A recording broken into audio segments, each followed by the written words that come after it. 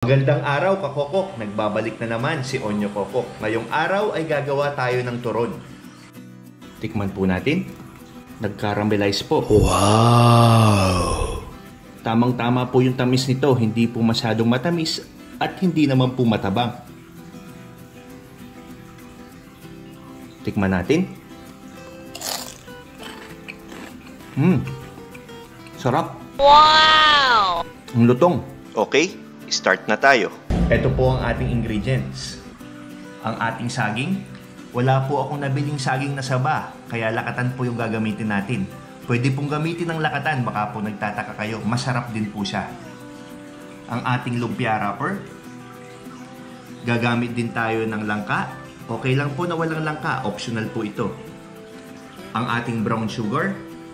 At ang ating water para pang-seal ng ating wrapper. 4 na saging lang ang gagamitin natin. Sa 4 na saging na katamtaman ng laki, makakagawa na tayo ng 8 pirasong turon.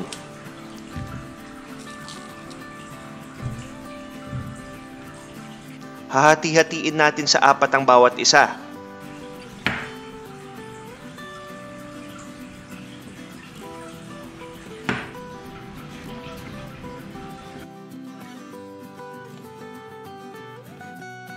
Itatabi lang natin. Isunod naman natin itong langka. Hatiin natin ang bawat isa sa 8 piraso. Sa isang turon, 2 gayat ang ilalagay natin.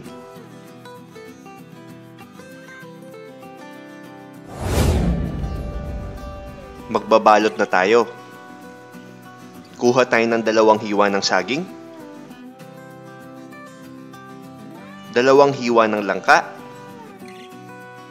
at 1/2 tablespoon ng brown sugar. Nasa sa inyo po kung babawasan nyo pa ang sugar. Pero para sa akin, ito yung sukat na sakto lang ang tamis.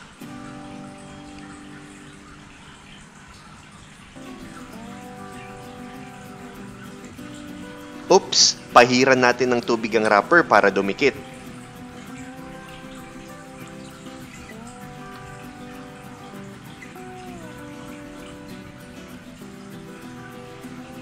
Yan, hindi ko sinasara sa dulo. Open lang siya para hindi matrap yung moisture sa loob at para mas malutong ang turon.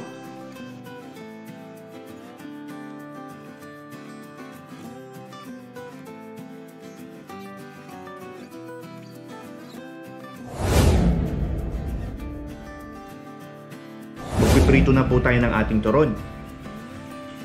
Maglagay tayo ng cooking oil sa kawali. Prituhin natin ang turon sa medium heat lang. Huwag masyadong malakas ang apoy para hindi masunog.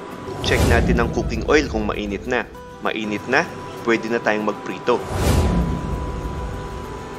Hindi dapat nakalubog ang turon sa mantika para hindi matuklap ang balat.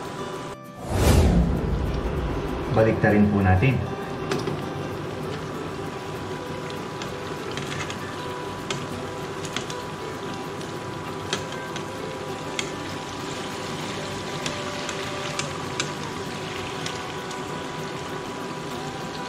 Kung mapapansin nyo po, nagka-caramelize na po siya.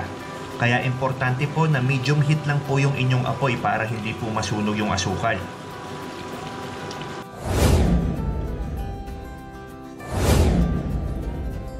Luto na.